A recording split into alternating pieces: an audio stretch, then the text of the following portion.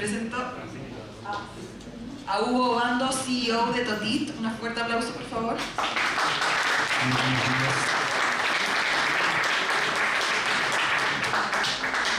Y a Guillermo Gómez, que es presidente de ACODRES, que es la Asociación Colombiana, Asociación de Restaurantes de Colombia. Ah, sí, se entiende. Sí, así que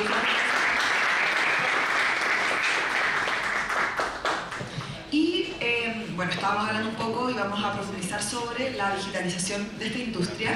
Sofía Neumann, fundadora de Startups Latam también, así que quiero partir preguntando un poco, ya han pasado casi 3 años desde que la pandemia empujó la digitalización obligada de esta industria, y obviamente no solo de la industria gastronómica, sino que de todas las verticales, de todas las industrias del mundo.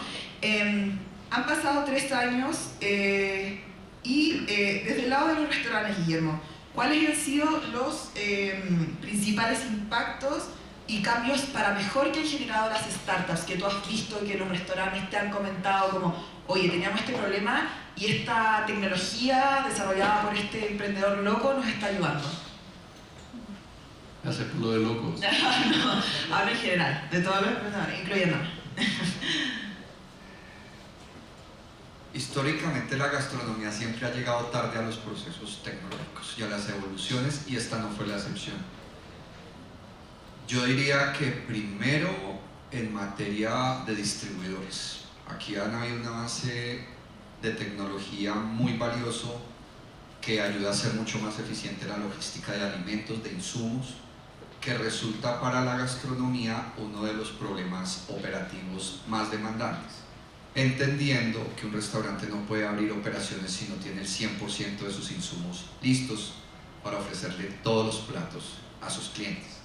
Ahí han habido unos avances tecnológicos importantes, unas propuestas de plataformas importantes con las que incluso el gremio ha cerrado alianzas para que esas eficiencias se materialicen. Hemos visto también una injerencia interesante en los menús digitales. Yo sinceramente nunca entendí cuál era la gracia de una empresa que ofreciera menús digitales. Y creo que es el pensamiento de la mayoría de negocios, como yo puedo tener mi menú en la web, en un PDF, ¿dónde está el chiste?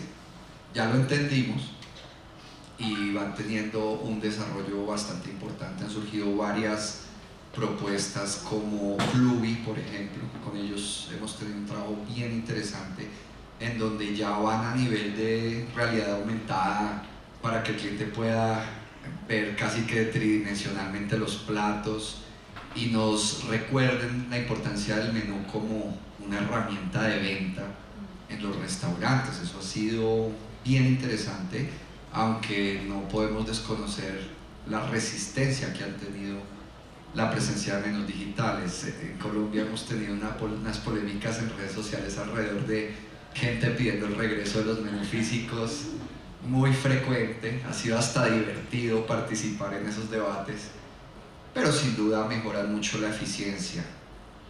Obviamente el delivery. Colombia yo creo que era un país demasiado rezagado en su capacidad de domicilios. Para el restaurante una cosa es la operación del servicio a la mesa y otra muy distinta a los domicilios. Esto pues llevó a que de manera obligada se digitalizaran los restaurantes, entendieran la importancia de su presencia en redes, y pues obviamente las plataformas de domicilios son las que más injerencia han tenido en la operación.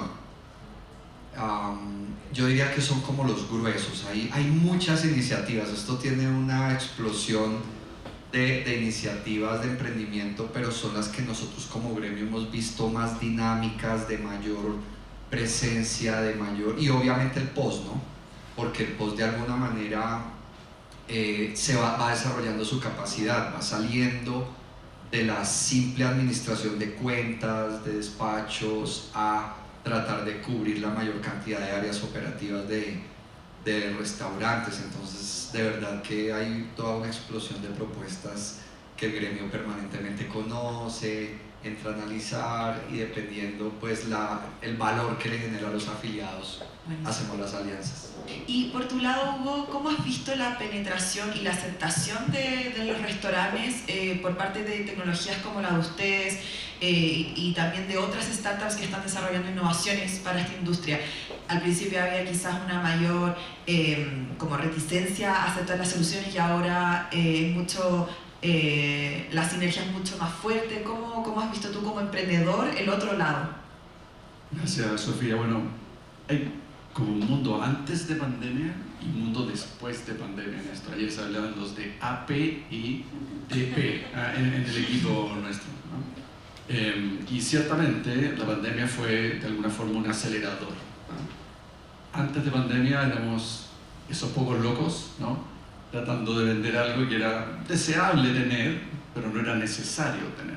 Hoy día, después de pandemia, la adopción de tecnología, digamos en el mundo de la restauración o en operaciones gastronómicas en general, es difícil pensar una operación gastronómica sin que se amarre en algo en tecnología. Complementando lo que decía Guillermo, nosotros vemos 3 grandes cambios a nivel latinoamericano, ¿no? Uno, que es más bien hasta cierto punto incómodo, son las autoridades regulatorias obligando a la facturación electrónica, ¿no? Los países en general se vieron necesitados de recursos y empiezan a buscar aumento de tributación y eso genera toda una revolución de facturación electrónica. No hay país que se ausente de eso, ¿no? Con todos los cambios, dolores e incomodidades que eso significa. Pero algún enchufe tienes que tener, ¿no? El segundo, bien, que tú bien lo mencionaste, Guillermo, es el de las plataformas, ¿no? Durante pandemia fueron una especie de salvavidas para muchos. Saliendo de pandemia es un desafío porque todo el racional económico de cómo operar exitosamente un restaurante amarrado a plataformas es un desafío, ¿no? Y eso está evolucionando. Yo creo que significaron algo muy importante durante pandemia que obligó a tener otro enchufe conectado a tu operación gastronómica, pero que hoy día viene cayendo, viene un poco de vuelta el uso de plataformas, pero el consumidor se acostumbró en parte, ¿no? A tener esta disponibilidad inmediata y por lo tanto quienes sean empresarios gastronómicos tienen que pensar desde la base de su operación considerando que su consumidor, su cliente, va a requerir ese servicio y resolverlo de alguna forma. Y lo tercero, también común en la región, es, y un poco producto de pandemia también, es toda la revolución de los medios de pago, ¿no? Que es otro enchufe más, obligatorio hasta cierto punto. Si quieres operar exitosamente, tienes que tener disponible todas aquellas formas como el consumidor quiere cerrar su relación o su experiencia en el lugar, ¿no? Entonces, estos tres cambios durante este periodo obligan a que tengas alguna asociación tecnológica. Yo creo que quizás la principal diferencia, y podemos hablar más adelante un poco más de eso, es si la tecnología es de alguna forma algo a lo que te ves obligado a tener, o la tecnología es parte de lo que puedes convertir en una forma de competir mejor. Yo creo que el desafío y es ese, ¿no? En general, ¿no? Más que la tecnología te agarre como una ola, como un tsunami, ¿no? Es cómo lo surfeo y cómo estoy más adelante, ¿no? Y bueno, habemos muchos en eso hoy día. Sí, y en ese sentido hoy día ustedes tienen una participación en el mercado súper grande. Actualmente, si me puedes contar cuántos clientes tienes y en qué países. Nuestra operación, principalmente en Chile, nosotros llevamos un poco más de un año en Colombia, tenemos hoy día más de 3.200 restaurantes de toda naturaleza conectados en nuestra plataforma. 2.000, gruesamente son 2.000 en Chile y 1.000 fuera de Chile. En Colombia tenemos un poco más de 450, en México, Perú, Argentina, qué sé yo. Pero eso nos da un buen sabor de lo que está pasando en la industria, ¿no? Y a veces uno cree que son realidades muy locales, pero son cosas bastante generales. Todos están con desafíos de actualización de precios por la inflación, que es común a toda la región. Todos están teniendo que ajustar sus menús a nuevos requerimientos, entonces son cosas muy genéricas. Y en ese sentido que tienen ya miles de clientes, me gustaría preguntarte ¿cómo ustedes se han logrado acercar a ellos? ¿Cómo es el proceso de venta para los founders de foodtechs que nos están escuchando? Que puedan aprender un poco de cómo acercarse y quizás qué tips para poder hablar el idioma de los restaurantes y poder como, triunfar en ese sentido y poder ofrecer su innovación. Ese es un gran tema, Sofía, porque la tecnología per se no es un tema. El tema de fondo es cómo mejoras la interacción entre el cliente del restaurante y el restaurante. Sí. O los dolores o problemas de él. Esa es la forma de acercarse, es entender bien, ok, si llega un cliente a tu operación gastronómica y tiene que aletear por 5 minutos para que algo le atienda, eso es un dolor. ¿Cómo te adelantas ese dolor? ¿No? Si lo bien decía Guillermo, si tienes dificultades en encontrar buenos proveedores, eso es otro dolor. Si tienes dificultades en encontrar gente para operar eso, yo creo que la forma de acercarse es de entender muy bien la realidad del empresario gastronómico, que hay que decirlo, los empresarios gastronómicos son héroes, ¿no? Y es muy difícil, muy difícil. Y en ese sentido, Guillermo, quizás me hablaste de quizás 3 líneas de tecnología que ustedes han visto que ha impactado mucho y que ya están siendo muy utilizadas por los restaurantes, etc. ¿Dónde crees que hay todavía oportunidades, dolores que no han sido resueltos por startups y quizás para los founders que nos están escuchando se les encienda la ampolleta y diga, yo podría hacer algo para solucionar ese dolor desatendido? Bueno, es una gran pregunta porque como clientes no nos imaginamos la complejidad de la operación de un restaurante. Llegamos a que nos atiendan, a que nos den gusto, a que nos hagan sentir bien. Pero lograr eso trae detrás una operación de una complejidad altísima. La estructura de costos de un restaurante es gigante.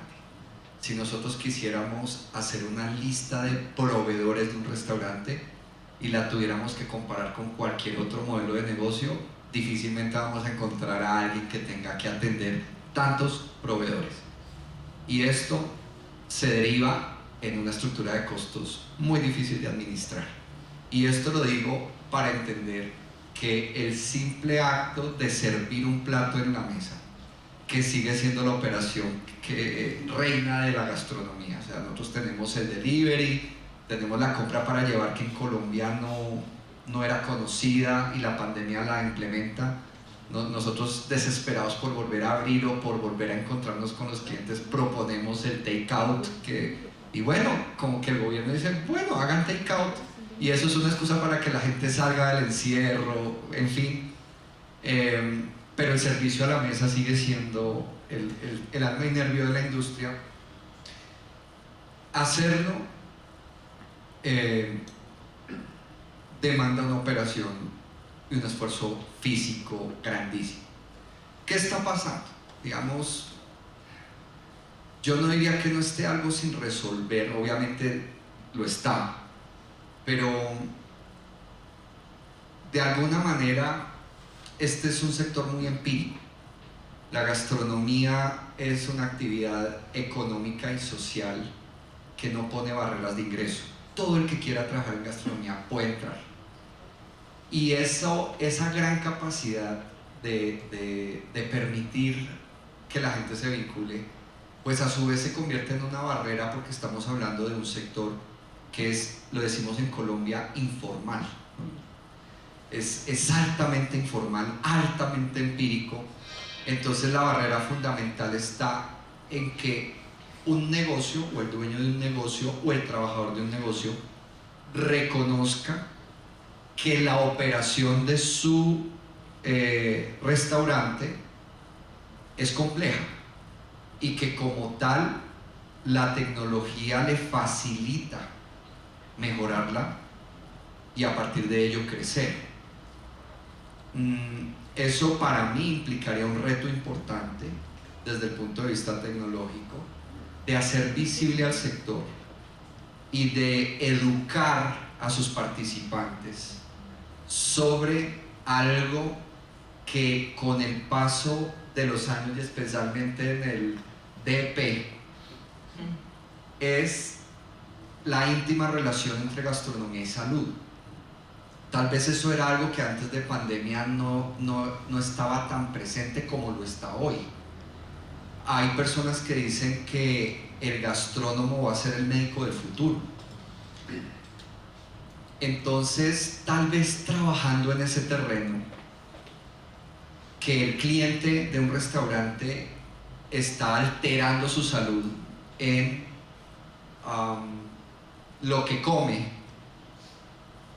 y cómo la gastronomía se va madurando hacia la experiencia, porque digamos acá hay otro bache importante, y es que por lo menos Colombia, insisto, el sector es altamente informal.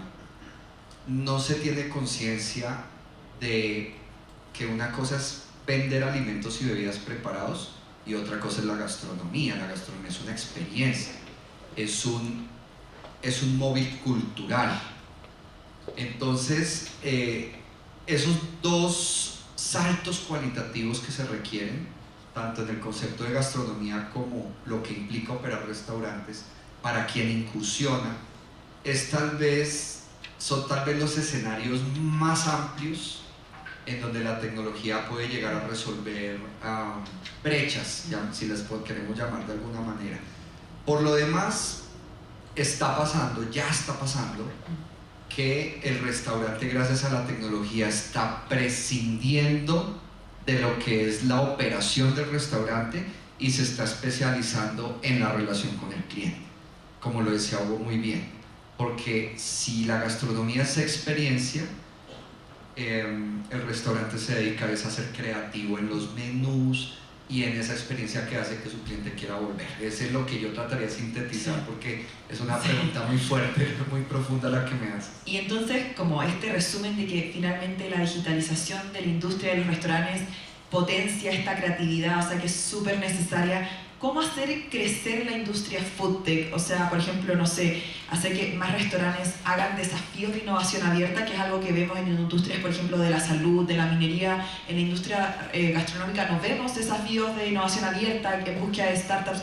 ¿Cómo hacer crecer la industria food tech en Colombia y en Latinoamérica? Bueno, eso creo que también depende mucho, más que de políticas públicas, del riesgo que asumen los empresarios. En Bogotá tenemos el caso ya de un grupo de empresarios que le han apostado a los nuevos formatos de experiencias gastronómicas donde la realidad virtual y la realidad aumentada interfieren. Para un público como el colombiano eso es difícil de aceptar, porque tenemos que reconocerlo, los colombianos no somos cultos gastronómicamente. La cultura nuestra es sírvanos mucho, que sea barato y entre más me sature de comida mejor. O sea, eso es como, realmente no tenemos cultura gastronómica. Entonces, ¿qué sucede? Ya hay apuestas. Por ejemplo, hay un restaurante de realidad virtual en Bogotá que se llama Frenesí, es el primero en Latinoamérica, y en la medida en que muestren que nuestro ecosistema es capaz de tener ese tipo de ofertas, eso va incentivando a otros a seguir esos formatos. Y en la medida en que, y pues reconozcámoslo, los que tenemos la responsabilidad de educar a los clientes o al mercado gastronómico somos los restaurantes. Entonces, en la medida en que esos formatos se traen al país, se demuestra que son exitosos, que la experiencia va mucho más allá de lo que estamos acostumbrados. Ese entusiasmo va haciendo que la industria avance. Y repito la frase con la que empecé: la gastronomía a lo largo de la historia ha llegado tarde a los procesos, y esto lo voy a recordar solo en el primer gran avance del mundo del arte en el siglo XIX, y es cuando los impresionistas hacen una propuesta distinta en Francia, ganándose el rechazo del público en general, en donde manifiestan que la expresión artística no tiene que estar necesariamente ligada a la estética. Todas las vertientes del arte se montaron en el bus, menos la cocina. Y es como la gran pregunta: ¿por qué, si es que los artistas de vanguardia, los que revolucionaron el arte, eran clientes de los restaurantes? A nadie se le ocurrió revolucionar la gastronomía, todo lo contrario, se volvió más conservadora. Entonces siempre llegamos tarde a los procesos, pero puede ser que en este momento cambie un poco el criterio. Eso, ahora están los emprendedores para... Exacto, porque en Colombia, nosotros, por ejemplo, el gremio está cumpliendo 66 años de fundado, pero realmente la oferta gastronómica colombiana que hoy tenemos es producto de los últimos 20 años de evolución. Y especialmente las generaciones más jóvenes están incursionando mucho en gastronomía, y obviamente su visión conectada a un entorno muy digital puede permitir que este sector esta vez no se quede tan atrás en las transformaciones tecnológicas. Y entonces, por ejemplo, ya, tú mencionas que casos de éxito es una forma de hacer crecer la industria foodtech, o sea, que veamos estos casos de éxito. Y desde tu lado, Hugo, ¿cuál crees, no sé, también quizás fondos, VCs más especializados en invertir en startups de la industria gastronómica, o qué ves tú como emprendedor para poder hacer crecer más esta vertical? Lo primero decir, darle las gracias a Startup Latam. Esto es un evento para ello, ¿no? Aquí justamente estamos mezclando a tecnología, emprendedores con empresarios gastronómicos, eso ya es una ayuda. Hay algunos adelantados, existen, particularmente en Colombia tenemos un socio, entre comillas socio, cliente, con quien estamos muy vinculados, que es el equipo de Muncher. No sé si algunos están familiarizados con ellos, con quienes operamos en la región, y están cambiando eso, están haciendo cambios de adoptar tempranamente la tecnología para proveer soluciones gastronómicas distintas. En el otro lado tenemos también en Colombia la Leo Espinosa, la mejor chef, elegida mejor chef en el mundo también, que está como muy en el alto nivel de la gastronomía, y da el salto adelante, es decir, voy a hacer de la tecnología una herramienta para competir mejor, ¿no? Entonces, yo creo que hay buenos casos de éxito que vale la pena mencionar, y hay en la región en general hay múltiples desafíos. ¿Cómo los damos a conocer? Y volviendo en dónde están esos espacios, fíjate que hay una bonita definición de gastronomía que dice que es y en nuestra visión de Toti, como que nos fijamos mucho en eso, que es el arte de elegir ingredientes, prepararlos y lograr que ellos se disfruten. Entonces, en cada una de esas definiciones tenemos a un gran actor. En la elección de ingredientes está la relación entre el empresario gastronómico y el proveedor, el gran desafío. En el prepararlos, probablemente tal, que es el corazón de la operación gastronómica, y luego en el disfrute de la experiencia. Todo ese tránsito tiene oportunidades de mejora, de dolor, de mejora de información, pero hay que disectarlos, ¿no? Y hay que estar dispuesto a decir, bueno, voy a hacer cuáles son las soluciones que existen que me permiten elegir mejores ingredientes, prepararlos mejor y lograr mejores experiencias de consumo. Y, por ejemplo, en la parte de experiencia de usuario, donde quizás vamos a empezar a ver más innovaciones prontamente, ¿qué tendencias creen que se vienen? Tú ya mencionabas como un restaurante que mezcla la realidad virtual con la presencial. Quizás qué rol va a empezar a jugar la inteligencia artificial, la experiencia del usuario en los restaurantes, que ya lo estamos viendo en todas las otras industrias, pero ¿qué se viene? ¿Qué cosas futuristas ustedes tienen en mente que nos puedan como adelantar que vamos a empezar a ver? Sin duda, un mayor conocimiento del cliente. Y eso hay que reconocer que, digamos, yo no puedo ocultar el hecho de que la relación de las plataformas de domicilios con los restaurantes sea la mejor. La verdad, no lo es. Por múltiples factores, no es el tema de conversación. Pero si las plataformas aparecen de domicilios para desarrollar esa actividad y la explotan, es porque los restaurantes abandonamos al cliente. Digamos que el formato del restaurante clásico de mantel, como lo llamamos en Colombia, en los años 80 tenía una figura muy importante que era el maître. Ese personaje conocía al milímetro al cliente del restaurante. Sabía cuál era su plato favorito, cómo se llamaban los integrantes de su familia, cuál era su mesa favorita, de tal manera que le daban un trato muy personalizado a generaciones de clientes en el restaurante. Cuando el cocinero se gana el protagonismo en la gastronomía, el MET fue desapareciendo hasta que se convirtió en innecesario, y ya no es el cliente el importante sino el cocinero. Entonces el cocinero se vuelve el centro de atención del restaurante, todos tienen que ver con el cocinero, se desdibuja el perfil del cliente.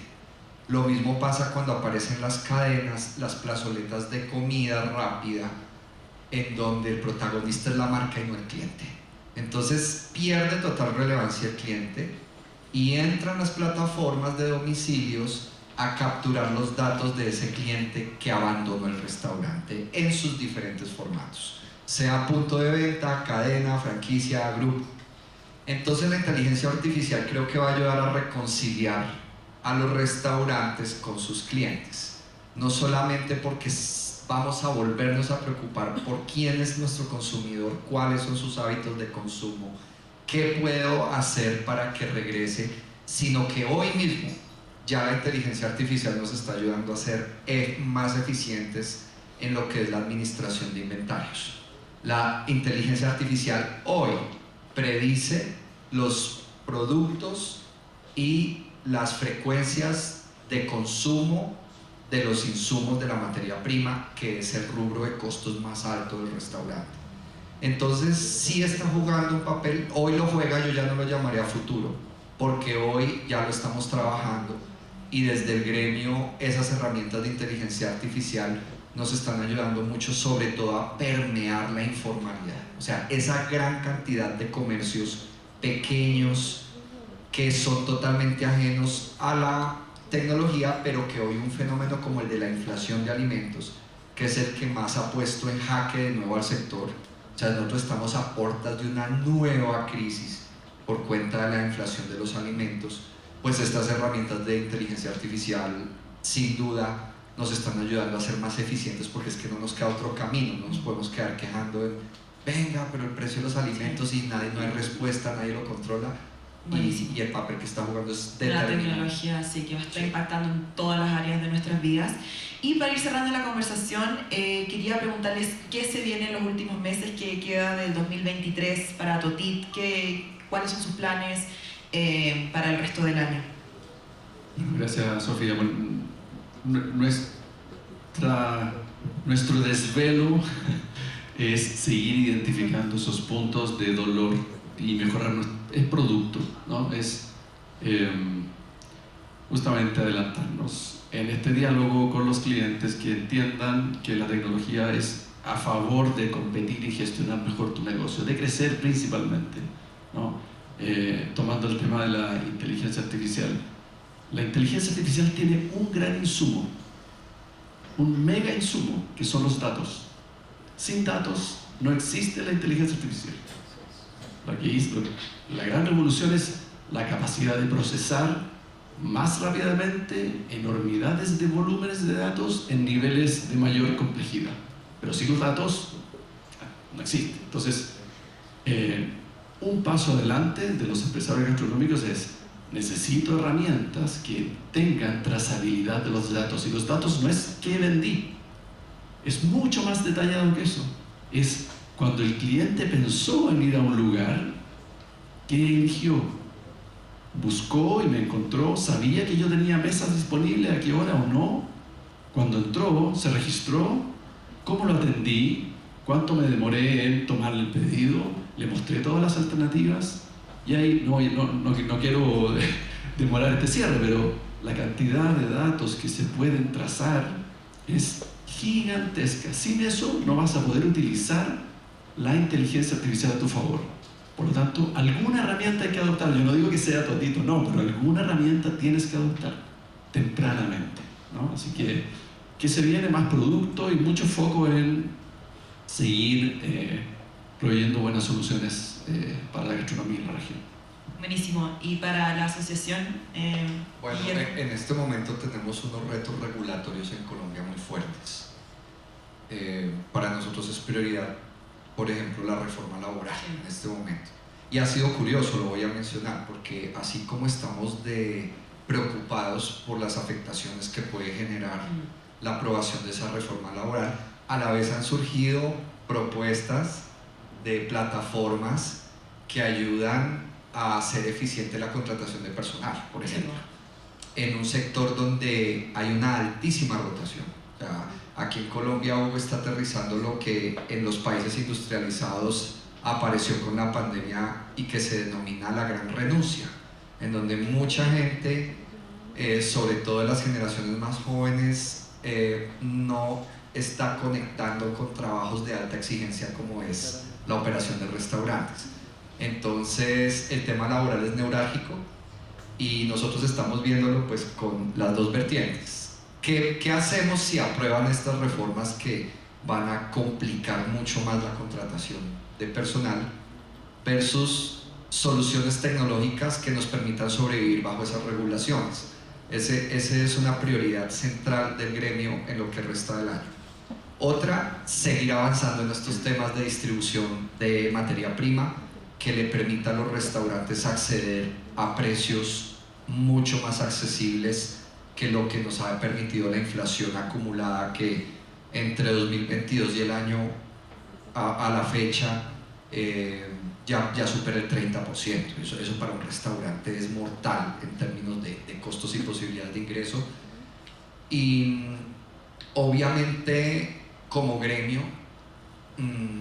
buscamos e invitamos al sector, somos como el único gremio especializado en gastronomía en Colombia, que se abra más al tema tecnológico, porque es una realidad y lo debemos ver como ese gran aliado que nos va a ayudar a hacer eficiente la operación y a especializarnos en el tema de la experiencia. Yo creería que en la medida en que se libere al restaurante de la carga operativa, vamos a tener una mayor explosión creativa de parte de quien abre un restaurante, y esto va a ser altamente benéfico porque Colombia es un país que se está empezando a reconocer con un valor muy especial en la producción de alimentos. Somos un país altamente biodiverso y esa alta biodiversidad abre todo un horizonte de sabores que está por descubrir. Realmente ha sido muy reciente la maduración de nuestro sector